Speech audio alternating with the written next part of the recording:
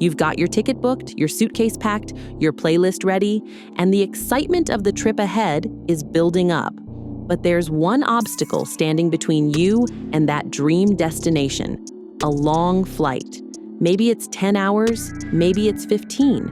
Either way, those hours trapped in a metal tube at 35,000 feet can either be miserable or surprisingly manageable, depending on how you prepare. Because surviving a long-haul flight isn't just about endurance, it's about strategy. The people who step off the plane fresh, calm, and ready to explore aren't lucky. They're smart about it. They know the tricks, the timing, and the subtle adjustments that make all the difference. So today, let's break down 9 crucial tips to not just survive, but actually enjoy your long flight. Let's start with something that sounds simple, but sets the tone for everything else: choosing the right seat. You'd be surprised how much one seat can affect your entire flight experience. If you're tall, that extra legroom in an exit row can feel like heaven. If you're a light sleeper, avoid seats near the lavatories or galley, because those areas never really quiet down. Window seats give you a wall to lean on and control over the shade, while aisle seats give you freedom to move around without bothering anyone. And if you're flying long haul overnight, consider sitting closer to the front of the cabin. It's generally quieter, and you'll get your meal served first, which means you can finish eating, recline, and rest before the rest of the plane settles. It might sound small, but little details like this can make the difference between a restful flight and a restless one. Once you've got your seat sorted, your next best friend on a long flight is hydration. Planes are notoriously dry environments. The cabin air can have less than 20% humidity, which is lower than most deserts. That's why you often land feeling groggy, with dry eyes, chapped lips, and dehydrated skin. The fix is easy, but often overlooked: drink water. Not just a few sips here and there, actually drink regularly throughout the flight. Bring your own refillable bottle and top it up every time you get a chance. Avoid overdoing coffee, tea, and especially alcohol. They might feel comforting, but they'll dehydrate you faster and make it harder to sleep. A good rule of thumb: 1 glass of water every hour you're in the air. It'll keep you alert, reduce fatigue, and help your body adjust to the time zone you're flying into. Now, let's talk about movement. Sitting for hours in a cramped seat isn't just uncomfortable, it can be dangerous. Long flights increase your risk of swelling, stiffness, and in some cases, deep vein thrombosis. That's why smart travelers make movement part of their in-flight routine. Every couple of hours, stand up, stretch your legs, walk down the aisle, roll your ankles. Even small movements like flexing your feet or lifting your knees while seated can keep blood flowing and muscles relaxed. If you're shy about walking around, remember, everyone else is in the same boat. They're tired too. You'll actually feel better than most by keeping your circulation active. Some even pack compression socks to help reduce swelling. It may not sound glamorous, but trust me, your body will thank you when you land. Another key to surviving a long flight is packing a personal comfort kit. Think of it as your in-flight survival pouch. Inside should be things that make your seat feel more like your personal space. A good neck pillow, memory foam, or inflatable, depending on your preference, can make a world of difference. A sleep mask blocks out cabin lights. Noise-canceling headphones or earplugs will keep you insulated from crying babies and constant announcements. Lip balm, moisturizer, and face wipes help you stay fresh. And don't forget your essentials: hand sanitizer, toothbrush, toothpaste, and maybe even a change of underwear or a clean shirt if the flight is really long. Having all these within reach turns the flight from something you endure to something you can actually relax through. Now, this one's often ignored, but incredibly important. Plan your sleep strategically. Time zones are tricky, and your body doesn't reset instantly. If you're flying east, try to sleep during the latter part of the flight to adjust faster to the new time. If you're flying west, stay awake longer and nap only if necessary. Bring a light blanket or a scarf. since plane temperatures can fluctuate. And don't rely too heavily on sleeping pills. They might help you doze off, but they can leave you feeling foggy and dehydrated. Instead, create the right conditions. Dim your screen, recline slightly, wear your eye mask, put on calm music or a white noise track, and let your body ease into rest naturally. You might not get a full night's sleep, but even 2 or 3 quality hours of rest can make a huge difference when you land. Entertainment is another survival essential. No matter how patient you think you are, boredom hits hard when you're 10 hours into a flight and can't get comfortable. So load your phone, tablet, or laptop with movies, shows, podcasts, playlists, or even offline games before you board. Don't rely solely on the in-flight system. It's often outdated or filled with limited options. Long flights can also be a great time to read something you've been putting off, a novel, an audiobook, or even journaling your travel plans. Some people use the quiet hours in the air for reflection, sketching, or writing. It's a rare moment in life when no one can reach you and you have uninterrupted time to think. So use it for something that relaxes or inspires you, not just endless scrolling through your feed. Now, food. Plain food has a bad reputation for a reason. It's often salty, processed, and not very fresh. That's not ideal for your body on a long trip. Instead of relying solely on what's served, bring your own snacks. Think light and nutritious. Mixed nuts, granola bars, dried fruit, or a small sandwich. Avoid heavy, greasy food before boarding. It can make digestion sluggish and add to discomfort during the flight.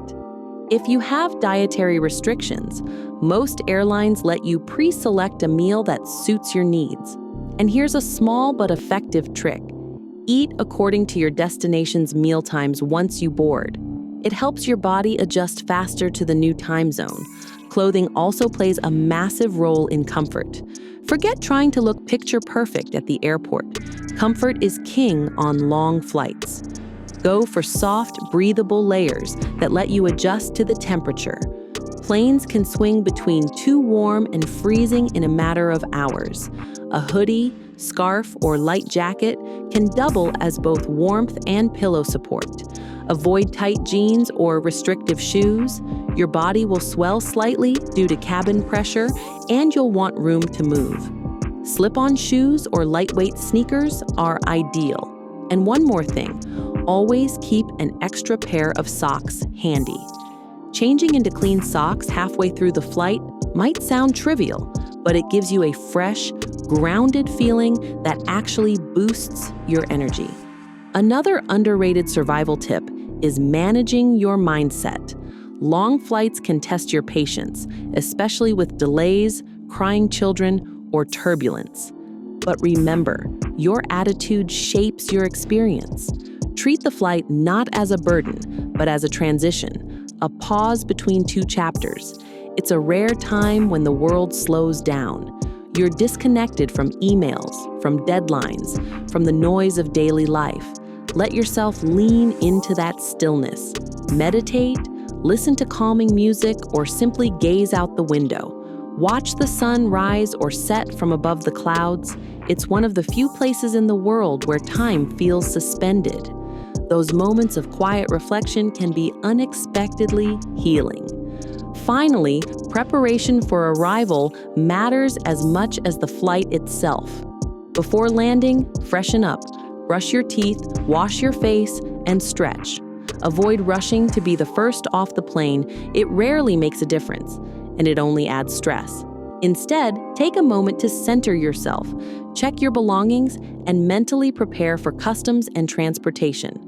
Adjust your watch or phone to local time, open the window shade to let natural light help your body reset, and remind yourself that you've made it through one of the longest, most unnatural experiences humans can endure, flying halfway across the world in a single day. And you did it with calm, strategy, and grace. The truth is, surviving a long flight isn't about finding some magic hack. It's about small, thoughtful choices that add up. Drink water, move often, rest when you can.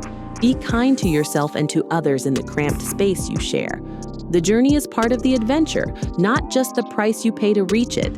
If you can make peace with the process, you'll find that even a 15-hour flight holds moments of beauty, quiet ones, above the clouds where the world below fades into blue, and all that exists is time and space and the soft hum of the engines. Because when you land, that's when the story begins. The jet lag will pass, your body will recover, but how you spent those long hours in the air, that stays with you. So next time you board a long-haul flight, don't just survive it, experience it. Prepare like a pro, rest like a traveler, and step off the plane not drained, but ready to explore, ready to live, and ready to remember that every great journey starts somewhere high above the clouds. Long flights. They sound exciting when you book them. A ticket to adventure, maybe across oceans, maybe your dream destination. But somewhere between hour 5 and 12, when your back starts to ache, your skin feels like sandpaper, and your brain is begging for sleep but can't find it, that excitement fades fast. So today, let's talk about how to not just survive a long flight, but actually enjoy it, like the kind of person who steps off the plane looking fresh instead of feeling like they just went through battle. First, let's start with the obvious. Preparation before you even reach the airport. Most people think long flights start when you sit down in your seat, but that's wrong. They start 24 hours earlier. Hydration begins the day before. A well-hydrated body can handle the recycled dry cabin air much better. And yes, that means drinking plenty of water and cutting down caffeine or alcohol before your flight. Because nothing makes a 14-hour flight worse than a dehydration headache or feeling bloated and tired before takeoff. Packing smartly is another underrated survival skill. I'm not just talking about what's in your luggage, but what's in your carry-on. A good travel pillow, noise-canceling headphones, and a small pouch with essentials, lip balm, moisturizer, toothbrush, compression socks, an extra t-shirt. You'll thank yourself when you need to freshen up halfway through. Most frequent travelers have their in-flight survival kit. It's not luxury, it's strategy. Comfort on a long flight isn't about money, it's about foresight. Then comes the seat, the throne of your fate for the next half day. If you can afford to, book an aisle seat. You'll have the freedom to get up without disturbing anyone, which is essential for blood circulation. If you're tall, look for the emergency exit row or the first row in economy for that little extra legroom. But if you're someone who values sleep over movement, a window seat can be gold. It gives you something to lean on and fewer interruptions. Know your priorities before you book. When it's finally time to board, think strategically. Don't rush to be first unless you have to store something large in the overhead bin. Boarding last gives you a clearer view of which rows have empty seats. Sometimes you can snag one next to an empty space for more room. It's not guaranteed, but the pros do it all the time. Once you're settled in, let's talk about movement. Sitting still for long periods is not just uncomfortable, it's unhealthy. Deep vein thrombosis, or DVT, is real. Even young, fit travelers can develop circulation issues when they sit for 10 hours without moving. Every hour or two, stand up, stretch, walk to the restroom, or simply roll your ankles and flex your calves while seated. Compression socks can also make a huge difference by keeping the blood flowing. And about that food the airline serves. Let's be honest, it's not exactly Michelin star quality. The low air pressure dulls your taste buds, and that's part of why airline food feels so bland. So choose lighter meals, avoid greasy or overly salty options, and eat smaller portions. Heavy food in the air makes you sluggish and bloated. Carry a few snacks, nuts, fruit, or protein bars. And remember, sugar and alcohol will only crash your energy levels later. Now, let's talk about the enemy of every traveler, jet lag. Long flights that cross time zones mess with your body's natural rhythm. The trick is to start adjusting early. If you're flying east, go to bed earlier a few days before your flight. If you're flying west, stay up a bit later. On the flight itself, set your watch to your destination's time as soon as you sit down. It's a small mental shift that helps your body start adapting. When meals or lights don't match the new time, ignore them and follow your own rhythm. Sleep when it's night where you're going, stay awake when it's day. Speaking of sleep, the hardest part of long flights. Airplane seats aren't made for good sleep, so you have to create your own environment. A neck pillow that fits your posture, an eye mask, and a blanket can transform your experience. Noise-canceling headphones or earplugs block the hum of engines and chatter.